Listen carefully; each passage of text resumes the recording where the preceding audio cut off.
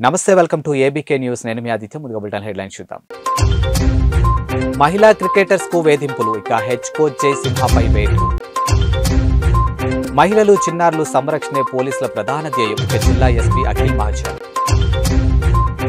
AP DSC notification పై హైకోర్టులో అత్యవసర విచారణ మంత్రి అంబటి రాంబాబు ఇంటిని ముట్టడించిన యూత్ కాంగ్రెస్ నాయకులు క్రీడాకారులపై వేధింపులు మరోసారి వెలుగులోకి వచ్చాయి ఇక హైదరాబాద్ క్రికెట్ అసోసియేషన్ ఆధ్వర్యంలో విజయవాడలో మ్యాచ్ ఆడేందుకు బస్సులో బయలుదేరినటువంటి మహిళలపై హెడ్ కోచ్ మద్యం సేవించి దురుసుగా ప్రవర్తించిన వీడియో వెలుగులోకి వచ్చింది దీంతో హెచ్సీఏ ప్రెసిడెంట్ జగన్మోహన్ రావు జయసింహాపై వేటు వేశారు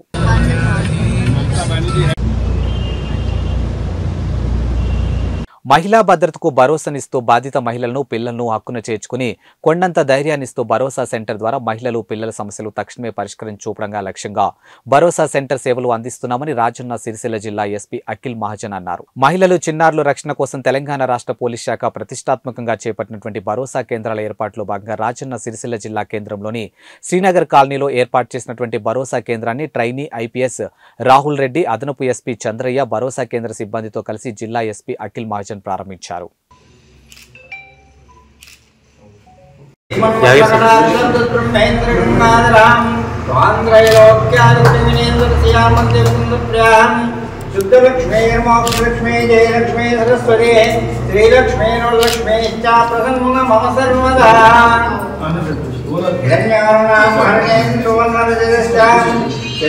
ప్రబోధినే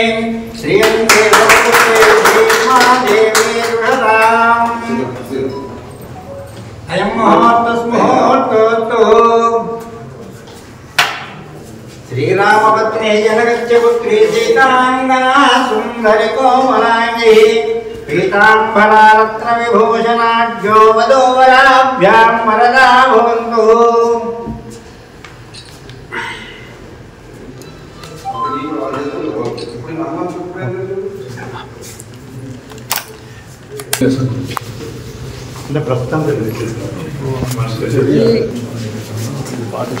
ద్వారా ఓపెన్ అయిన ఈరోజు భరోసా సెంటర్ మనం ఓపెన్ చేయడం జరిగింది ఈ 2 వీక్స్ వరకు మన ఈ స్టార్ట్ కూడా ఫుల్ ఫ్లెజ్ ఇది స్టార్ట్ కూడా అవుతుంది దాదాపు 5 మెంబర్స్ ఇక్కడ వీళ్ళ counsellors legal counsellors medical aid psychologist వీళ్ళందరూ ఉంటారు భరోసా సెంటర్ అంటే ఒక ఉమెన్కి భరోసా ఇవ్వడం దీనిలో క్రిమినల్ కేసులో ఇన్వాల్వ్ అయినా లేకపోతే విక్టిమ్స్ ఏదైనా వాళ్ళ స్టేట్మెంట్ రికార్డ్ చేయడం వాళ్ళకి మెడికల్ ఎయిడ్ ఇవ్వడం ఇది అన్నీ ఇక్కడ ఇస్తాము స్టే కూడా 2-3 డేస్ వరకు మనం స్టేస్ కూడా ప్రొవైడ్ చేస్తాము మనం చూసుకుంటాము దట్ ఉమెన్ రిలేటెడ్ ఏమైనా ఇష్యూస్ అయితే ఈ షీ టీమ్తో కలిపి భరోసా సెంటర్ కూడా మన జిల్లాలో సక్సెస్ అవుతుంది ఉమెన్కి ఈజ్ అవుతుంది అది చూసుకుంటాము మనం thank you so much Hyderabad Vijayawada క్యాంపస్లో పోస్ట్ గ్రాడ్యుయేషన్ కోర్సులో ప్రవేశానికి జాతీయ స్థాయిలో మొదటి విడతగా నిర్వహించినటువంటి కేఎల్ మ్యాట్ 2024 పరీక్షా ఫలితాలను పంచాయతీరాజ్ గ్రామీణాభివృద్ధి మహిళా శిశు సంక్షేమ శాఖ మంత్రి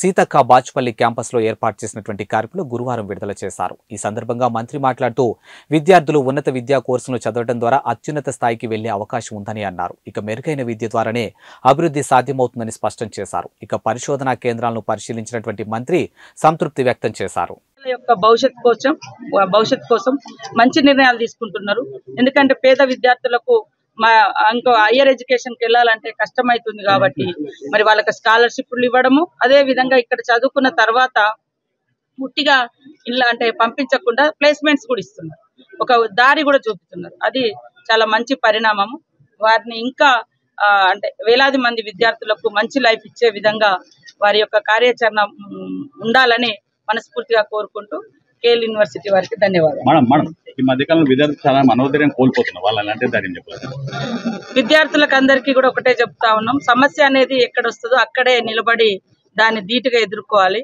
ఎందుకంటే చిన్న వాటికే కుంగిపోవద్దు మీ తల్లిదండ్రులు ఎన్నో కష్టాలు ఎదుర్కొని మిమ్మల్ని చదివిస్తూ ఉంటారు తక్కువ మార్క్స్ వచ్చినాయనో లేకుంటే మనం ఏదైనా మిస్టేక్ చేస్తే అది బయటకు వచ్చిందని బాధతోటి సూసైడ్ చేసుకుంటా ఉంటారు లేదా హాస్టల్స్లలో ఏదైనా చిన్నగా మాట్లాడితేనో లేదా ఏదైనా వేధింపులు అయినాయనో ఆత్మహత్యలు అటువైపు వెళ్ళకుండా ఎదిరించడం ప్రశ్నించడం నా లైఫ్ అక్కడి నుంచే స్టార్ట్ అయింది మేము హాస్టల్లో ఉన్నప్పటి నుంచి ఈవెన్ 7th క్లాస్ స్టూడెంట్గా ఉన్నప్పటి నుంచి కూడా మేము అంటే పోరాట బాట పట్టినాం ప్రశ్నించడం నిలదీసినాం మాకు అప్పుడు ఇంత ఎడ్యుకేషన్ ఇంత సొసైటీతో సంబంధాలు ఏం లేవు కానీ మాకు అన్యాయం అనిపించింది మేము ప్రశ్నించాం ఇది తప్పు అనిపించింది, మేము ఎదిరించినాం. సో ఇప్పుడున్నటువంటి స్టూడెంట్స్ కు చాలా అవకాశాలు ఉన్నాయి. కాబట్టి ఒకసారి ఎప్పుడు కూడా వాళ్ళకి అలాంటి ఆలోచనప్పుడు మహనీయుల యొక్క చరిత్ర కష్టాల నుంచి, ఇప్పుడు చరిత్రలో ఉన్న మహనీయులందరూ కూడా ఇవాళ అనేక కష్టాలు, అంబేద్కర్ లాంటి వాళ్ళు కనీసం స్కూళ్ళలో కూడా రాకుండా బయట, ఇక్కడ స్కూల్లో చెప్తుంటే బయట విని నేర్చుకుని ఒక ప్రపంచానికి ఆదర్శవంతమైనటువంటి అద్భుతమైన రాజ్యాంగాన్ని రచించగలిగినటువంటి గొప్ప మేధావి ఏంటంటే ఆయన తరగతి గదుల్లోనే కూర్చోలేదు అసలు. కాబట్టి స్టూడెంట్స్ అంతా కూడా అట్లాంటి మహనీయుల యొక్క చరిత్రను చదవండి, దయచేసి ఆత్మహత్యల వైపు పోవద్దు. సేమ్ టైంలో కార్పొరేటర్ ఆసుపత్రులకు ధీటుగా కాకినాడ ప్రభుత్వ ఆసుపత్రిలో క్యాన్సర్ వ్యాధిగ్రస్తులకు అత్యాధునిక వైద్యం అందించడం జరుగుతుందని Kakinada GGH superintendent doctor Lavanya Kumari, doctor Sumanth Kumar పేర్కొన్నారు. ఇక శుక్రవారం కాకినాడ ప్రభుత్వ ఆసుపత్రిలో జరిగినటువంటి విలేకరుల సమావేశంలో వారు మాట్లాడారు. ఇక brachytherapy, digital mammograph, operating microscope, ఇక పెట్ స్కాన్ వంటి అత్యాధునిక క్యాన్సర్ కు చికిత్స అందించడం జరుగుతుందని అన్నారు. ఇక అత్యాధునిక సదుపాయాలతో క్యాన్సర్ విభాగం ఓపీతో పాటు క్యాన్సర్ వ్యాధిగ్రస్తులు శస్త్రచికిత్స అనంతరం ఉండేందుకు ఇన్ పేషెంట్ వార్డును ఏర్పాటు చేయడం జరిగిందని తెలిపారు. కాకినాడ జీజీహెచ్ ఆంకాలజీ సర్జరీలో 5Bలో ప్రతి బుధ శుక్రవారాల్లో వైద్యులు అందుబాటులో ఉంటారని అన్నారు. అంతేకాకుండా కాకినాడ ప్రభుత్వ ఆసుపత్రిలో నోటి నుంచి రక్తం పడుతున్నటువంటి ఒక వ్యాధిగ్రస్తులకు రోగ నిర్ధారణ అనంతరం ఊపిరితిత్తుల్లో దెబ్బతిన్న కవటానికి తొలగించడం జరిగిందని అన్నారు. చాలా క్లిష్టమైనటువంటి అరుదైన శస్త్రచికిత్సను ఆసుపత్రి వైద్యులు చేయడం జరిగిందని, గతంలో ఈ వైద్య కోసం విశాఖపట్నం, తిరుపతి, హైదరాబాద్ వెళ్లడం జరిగేదని, ఇప్పుడు కాకినాడ ప్రభుత్వ ఆసుపత్రిలో ఈ వైద్యాన్ని అందించడం జరుగుతుందని అన్నారు. సో నిన్న మనకి ఒక పేషెంట్ 35 సంవత్సరాల పేషెంట్ మనకి అడ్మిట్ అయి ఉన్నారు. ఆయన ఏంటంటే నోటి నుంచి రక్తం పడుతుంది అని చెప్పేసి, సో మన డాక్టర్లు ఆ పరిస్థితి గుర్తించి లోబెక్టమీ అంటే లంగ్లో ఒక పార్ట్, లంగ్లో లోబ్స్ అని ఉంటాయి కంపార్ట్మెంట్ లాగా, దాంట్లో ఒక లోబ్ని రిసెక్ట్ చేశారు అన్నమాట. నేను సర్జికల్ ఆంకాలజిస్ట్. రీసెంట్గా జరిగిన రిక్రూట్మెంట్ ద్వారా నేను ఇక్కడికి కాకినాడ జనరల్ హాస్పిటల్లో సర్జికల్ ఆంకాలజీ డిపార్ట్మెంట్కి అసిస్టెంట్ ప్రొఫెసర్లా వచ్చానండి. ఇక్కడ మనకి ఇప్పటి నుంచే క్యాన్సర్స్కి సంబంధించిన ప్రతి సర్జరీస్ ఫ్రీ ఆఫ్ కాస్ట్ అవుతాయండి. ఇక్కడ మనకి head and neck cancers, upper GI cancers, lower GI cancers, కిడ్నీకి సంబంధించిన క్యాన్సర్స్, ఈవెన్ ఫీమేల్స్కి సంబంధించిన న్యూట్రైన్ క్యాన్సర్స్, అన్ని క్యాన్సర్స్ కూడా ట్రీట్మెంట్ ఇక్కడ ఇప్పుడు సర్జికల్గా వైజ్గా అవుతాయండి. అండ్ ఇక్కడ మనకి ఆల్రెడీ ఒక రేడియేషన్ ఆంకాలజీ డిపార్ట్మెంట్ ఉన్నందువల్ల ఒక ట్యూమర్ బోర్డ్ ఏర్పరచుకొని మనము కాంప్రిహెన్సివ్ ట్రీట్మెంట్ చేసుకోవడానికి వీలవుతుందండి. సో ఈ క్యాన్సర్ ట్రీట్మెంట్ కంప్లీట్గా ఇక్కడ జరుగుతుంది కాబట్టి అందరూ పేషెంట్స్ని ఇక్కడ ఈ సర్వీసెస్ అవైల్ చేసుకోమని కోరుకుంటున్నాను. కర్నూలు జిల్లా మండల కేంద్రమైనటువంటి వెల్దుర్తిలో వామపక్షాల ఆధ్వర్యంలో భారత్ బంద్ జరిగింది. ఈ సందర్భంగా వారు పాత బస్టాండ్ నుండి తహసీల్దార్ కార్యాలయం వరకు ర్యాలీగా నిర్వహించారు. ఇక అనంతరం తహసీల్దార్ అనంతచారికి మెమరాండో సమర్పించారు. ఈ సందర్భంగా వారు మాట్లాడుతూ కేంద్ర ప్రభుత్వం కార్మిక వ్యతిరేక విధానాలను మానుకోవాలని పేర్కొన్నారు. అలకాని పక్షంలో సమ్మెను ఉధృతం చేస్తామని హెచ్చరించారు.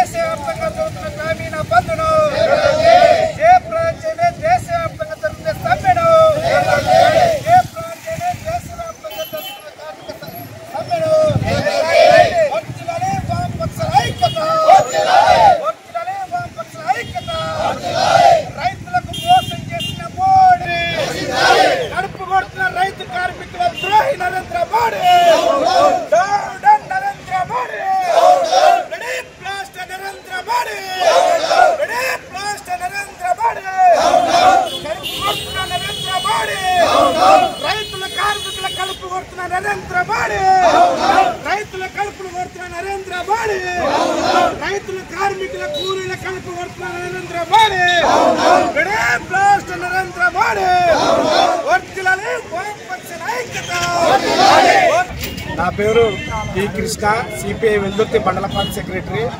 మరి ఈరోజు దేశవ్యాప్తంగా కూడా గ్రామీణ భారత్ బంద్ సమ్మె జయప్రదం చేస్తున్నాం. ఇందులో భాగంగా వెల్దుర్తి మండలం చేస్తున్నాం.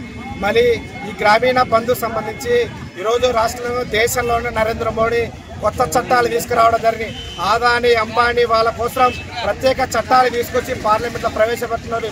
ఈరోజు రైతులకు కార్మికులకు చట్టాలు ఎన్ని చట్టాలున్నా ఆ చట్టాలను చుట్టాలుగా మార్చుకుంటూ ఈరోజు బడా కంపెనీలను ఆదాని అంబానీ వాళ్ళకి ప్రైవేట్ పరం చేస్తూ ఈరోజు ఎల్ఐసిని మళ్ళీ విమానాశ్రయాన్ని రైల్వేలని అన్నిటినీ విశాఖ ఉక్కుని అన్నిటిని కూడా మరి రైతు కార్మిక చట్టాలు ఆ చట్టాలు ఏవైతే అమలు చేసినావో ఆ చట్టాలను రద్దు చేయాలని చెప్పేసి అన్ని ప్రైవేట్ కార్పొరేట్ శక్తులకు అప్పగొడుతున్న నరేంద్ర మోడీ గారు మీకు సిగ్గుందా లేదని ఈరోజు కార్మిక సంఘాలు రోడ్డుపైన జరుగుతున్నటువంటి ఢిల్లీలో ప్రధానమైనటువంటి ఢిల్లీలో జరుగుతున్నాయి. ఒక దూరం ఆలోచించు.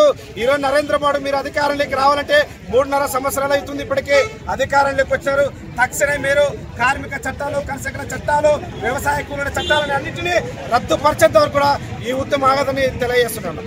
నా పేరు నాగేశ్, సిపిఎం పార్టీ జిల్లా కమిటీ సెక్రటరీ. ఈరోజు భారతదేశ వ్యాప్తంగా కార్మిక సంఘాలు అట్లాగే రైతు సంఘాల ఆధ్వర్యంలోని గ్రామీణ బంధు అట్లాగే కార్మిక సంఘాలన్నీ కూడా పారిశ్రామిక సమ్మెని చేస్తూ ఉన్నాయి. ప్రధానంగా ట్రాన్స్పోర్ట్ రంగం కానీ లేదా ఇవన్నీ కూడా చాలా తీవ్రమైనటువంటి సంక్షోభాన్ని ఈరోజు నరేంద్ర మోడీ తీసుకొచ్చినటువంటి విధానాల వల్ల ఈరోజు ఎదుర్కొంటా ఉంది.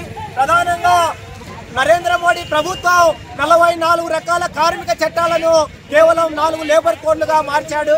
అట్లాగే రైతాంగం పెద్ద ఎత్తున ఢిల్లీలోని దాదాపు సముద్రం పైబడి పోరాడి 700 మంది అసూలు బాసి పోరాడి సాధించుకున్నటువంటి హక్కులు ఏవైతే ఉన్నాయో రైతులకు సంబంధించినటువంటి గిట్టుబాటు ధర కావచ్చు లేదా స్వామినాథన్ కమిషన్ సిఫారసుల కోసం వాళ్ళు పోరాటం చేస్తే హామీ ఇచ్చాడు, ఇప్పటిదాకా నెరవేర్చలేరు.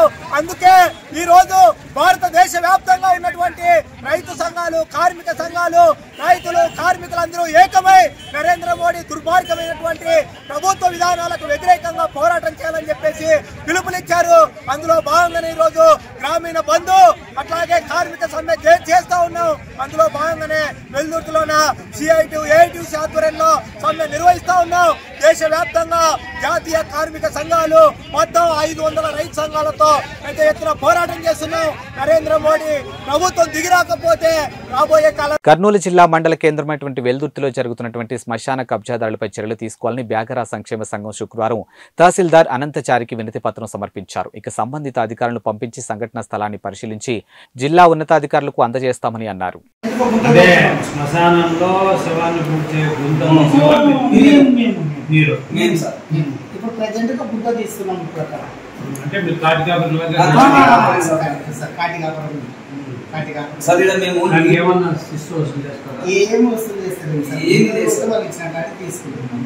ఏదన్నా వాళ్ళు మనకి మీకు నచ్చి ఇస్తే ఒక 4,000 5,000 ఇస్తే తీసుకున్నారు. ప్రస్తుతం ఏం చేస్తున్నారు మాకు ఇంతవరకు పింఛన్ కానీ ఏం ప్లాన్ చేస్తారు. ఇలా టైప్ అవుతుంది సార్. ఈ పంట సార్ అదంతా మీకు గుర్తు తీసేవాళ్ళు. ఇదంతా శ్మశాన వాటికి సార్. ఇది ఫస్ట్ చేసి ఆపేసినాం సార్. అలాగే సార్ చెప్పి సీసీ రోడ్డు సార్. ఇది ఎలా 3,000 వస్తుంది సార్. ఇది దీని అయితే కన్ను పలగొట్టి బేస్మెంట్ వేసినాం సార్.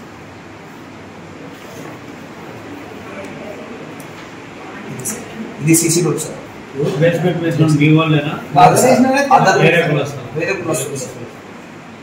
మేము గుర్తు తీసేవాళ్ళం. మాలా బ్యాగర్ సార్.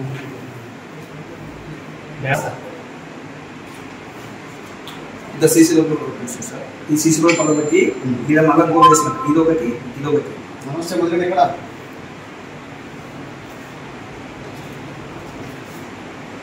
ముందరా పనుంది.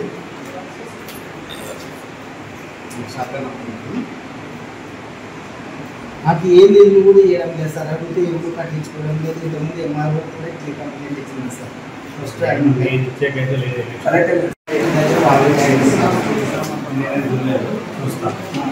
అంతా రోడ్డు కట్టండి శ్మశాన వాటికి షాపులు కట్టున్నారు సార్. కట్టకూడదు. ఏం లేదు మీ విఆర్ఓ 3,000 అసలు కూడా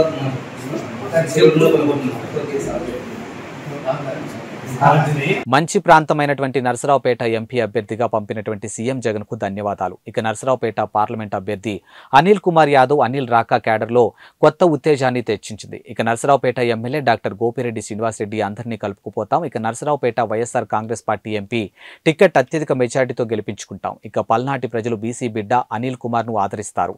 7 నియోజకవర్గాల ఎమ్మెల్యేలను ఎంపీ సీటును గెలిచి వైఎస్ఆర్ కాంగ్రెస్ పార్టీ విజయకేతను ఎగురవేస్తామని అన్నారు. స్వాగతం పలకటానికి ఇచ్చేసిన వైఎస్ఆర్ కాంగ్రెస్ పార్టీ ఎమ్మెల్యేలకి, నాయకులకి, కార్యకర్తలకి, అభిమానులకి, శ్రేయోభిలాషులందరికీ కూడా పేరు పేరున ధన్యవాదాలు తెలుపుకుంటూ ఉన్నాం. అపూర్వ స్వాగతం. అట్లానే అనిల్ అన్న మాట్లాడిన తీరు, మాట్లాడిన విధానం పల్నాటి ప్రజల్ని ఆకట్టుకున్నది, వాళ్ళ మనసుకు దగ్గరగా ఉన్నది అనేది వాస్తవం. ఖచ్చితంగా ఆయన వ్యక్తిత్వం కానీ, ఆయన స్టైల్ కానీ, ఆయన విధానాలు కానీ, నడవడి కానీ ఖచ్చితంగా పల్నాడు ప్రాంతానికి కరెక్ట్గా సరిపోయింది అని చెప్పి ఈరోజు ప్రజలు చెప్తున్న మాట. ఇదే ఉత్సాహంతో ఈ ఎలక్షన్ 2024 ఎలక్షన్స్లో వైఎస్ఆర్ కాంగ్రెస్ పార్టీ ఇక్కడ 7కి 7 నియోజకవర్గాలు అట్లానే పార్లమెంట్ స్థానంలో విజయం సాధిస్తుందనే నమ్మకం అందరికీ ఉంది. ప్లస్ ఒక మంచి బీసీలో ఈరోజు ఒక బీసీ అభ్యర్థిని నిలబెట్టడం ఒక సాహసపేతమైన నిర్ణయం. ఎందుకంటే ఈ పార్లమెంట్లో గతంలో పోలిస్తే ఒక బీసీకి కానీ, ఒక ఎస్సీకి కానీ, ఒక ఎస్టీకి కానీ ఎప్పుడూ కూడా అవకాశం రాలేదు. ఈరోజు మొట్టమొదటిసారి ఒక అవకాశం ఇచ్చారు జగన్మోహన్ రెడ్డి. ఖచ్చితంగా ఈరోజు నేను బీసీలందరినీ కోరేది ఏంటంటే సమిష్టిగా అందరం కూడా ఒక బీసీ అభ్యర్థిని బలపరచాలి. ఎస్సీలు, ఎస్టీలు, మైనార్టీలు వాళ్ళందరూ కూడా సమిష్టిగా ఈరోజు బీసీ అభ్యర్థిని జగన్మోహన్ రెడ్డి గారు నిలబెట్టినందుకు మనం అందరం కూడా, మీరందరూ కూడా ఖచ్చితంగా గెలిపించుకోవాలి. గెలిపించుకునే బాధ్యత మీ మీద ఉందని చెప్పి ఈరోజు గుర్తు చేస్తూ, మొట్టమొదటి నుంచి కూడా ఈ పార్లమెంట్లో అందరూ ఎమ్మెల్యేలు కూడా కష్టపడి పనిచేసేవాళ్ళు. ఎవరికి వాళ్ళే వాళ్ళ నియోజకవర్గాల్లో అభివృద్ధి జరగాలి, కష్టపడి తిరగాలి, కష్టపడి పనిచేయాలని చెప్పి ఒక మనస్తత్వంతో 5 సంవత్సరాలు కూడా పనిచేయడం జరిగింది. కాబట్టి ఇక్కడ నాకు తెలిసి కోస్తా జిల్లాలన్నింటిలో కూడా వైఎస్ఆర్ కాంగ్రెస్ పార్టీ బలంగా ఉందంటే అది పల్నాడు జిల్లాలో. కాబట్టి ఖచ్చితంగా ఇక్కడ 7కి 7 గెలుస్తాం. అనిల్ అన్న రాక ఒక కొత్త ఉత్సాహాన్ని, ఉత్తేజాన్ని, ఒక బలాన్ని చేకూర్చింది వైఎస్ఆర్ కాంగ్రెస్ పార్టీ అనటంలో సందేహం లేదు. ఈ జిల్లాలో ఖచ్చితంగా ఈ ఉత్సాహాన్ని ముందుకు తీసుకువెళ్తాం. ప్రతి నియోజకవర్గంలో కూడా ఆయన షెడ్యూల్ ప్రకారం అందరితో కూడా మాట్లాడుకొని ప్రోగ్రామ్స్ కూడా ఎప్పటికప్పుడు మీకు తెలియపరిచే కార్యక్రమం చేస్తాం. ఖచ్చితంగా జగన్మోహన్ రెడ్డి గారు తీసుకున్న నిర్ణయం సరైన నిర్ణయం. ఖచ్చితంగా ఈ నిర్ణయం విజయం సాధించడంలో ఎటువంటి అనుమానం లేదు అని నిరూపిస్తామని చెప్పి తెలియజేస్తూ, మొన్న మీటింగ్కి కవరేజ్ చేసిన మీడియా సోదరులందరికీ పేరు పేరున నా హృదయపూర్వక ధన్యవాదాలు తెలుపుకుంటూ సెలవు తీసుకుంటాను.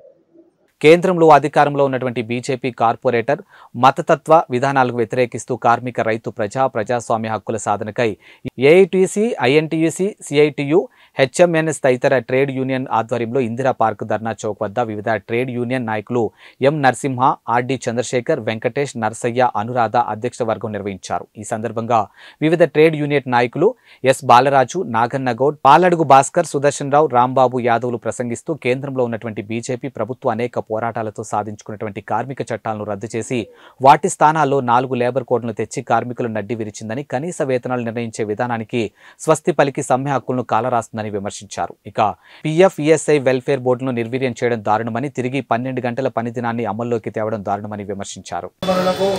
తెలంగాణ ఏఐటీసీ రాష్ట్ర సమితి తరఫున మీ అందరికీ మొట్టమొదటిగా ధన్యవాదాలు తెలియజేస్తూ, ఈరోజు దేశవ్యాప్తంగా మనం నిరసన కార్యక్రమాలు, సమ్మెలు, గ్రామీణ భారత్ బంద్ ఎందుకు నిర్వహిస్తున్నామో మీ అందరికీ తెలియాల్సినటువంటి విషయం ఉన్నది.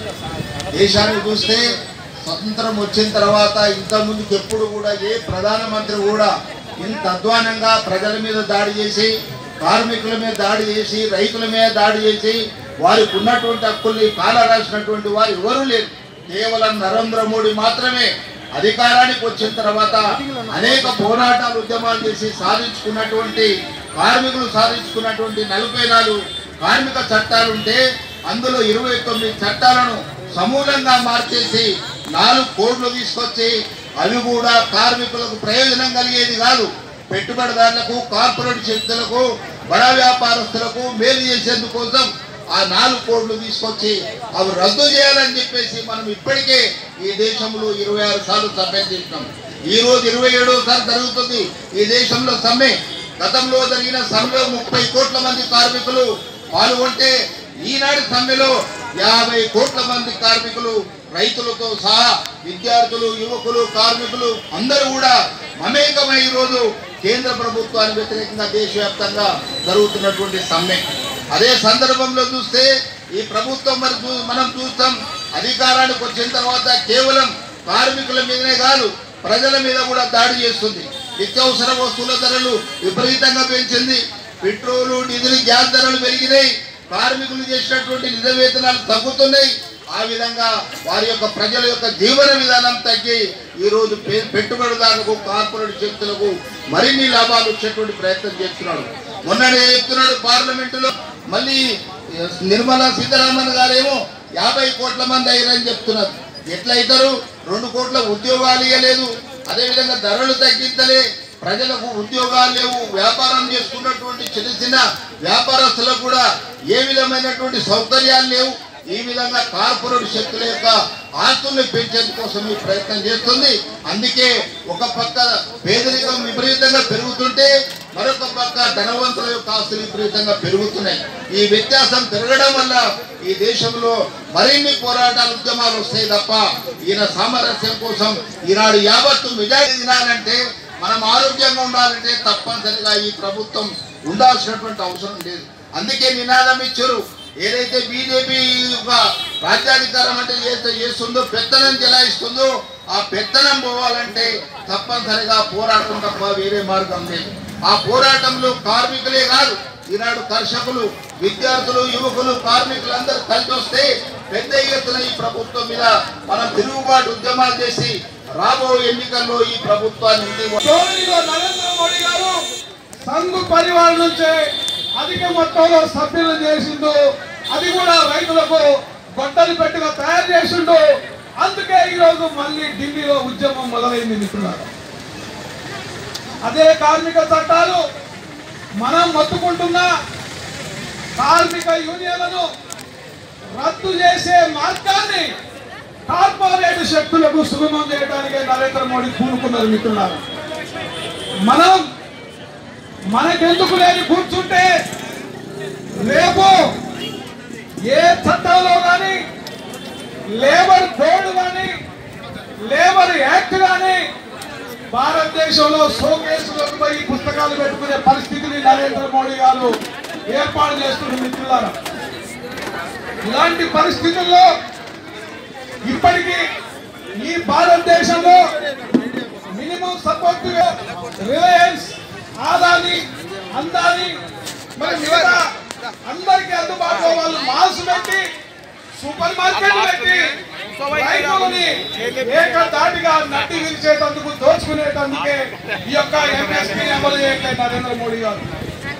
ఇలా కార్మిక చట్టాల విషయంలో ఒక కంపెనీకి మనం వెళ్ళి కార్మికులు ఈరోజు ముఖ్యంగా కాంట్రాక్ట్ కార్మికులు కానీ, ఇండస్ట్రియల్ టీడీపీ అధినేత చంద్రబాబు నాయుడు నివాసంలో శుక్రవారం రాజశ్యామల యాగం చేపట్టారు. ఇక నేటి నుంచి 3 రోజుల పాటు యాగం జరగనుంది. ఇందులో భాగంగా మొదటి రోజు జరిగినటువంటి పూజా కార్యక్రమంలో యాగ క్రతువులో చంద్రబాబు నాయుడు, భువనేశ్వరి పాల్గొన్నారు. ఇక 50 మంది ఋత్వికులు యాగ నిర్వహణలో పాల్గొన్నారు. ఇక రాజశ్యామల యాగంలో భాగంగా 3 రోజుల పాటు పలు రకాల పూజలు, క్రతువులు నిర్వహించనున్నారు. ఇక ఆదివారం పూర్ణాహుతితో యాగం ముగియనుంది.